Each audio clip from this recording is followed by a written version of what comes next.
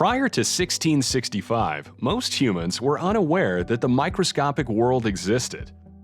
But that year, Robert Hooke published his groundbreaking Micrographia, a book that revealed this previously unseen and unknown world. Hooke was one of a small handful of scientists to embrace the first microscopes, improve them, and use them to discover nature's hidden details. He designed his own light microscope, which used multiple glass lenses to light and magnify specimens. Under his microscope, Hooke examined a diverse collection of organisms.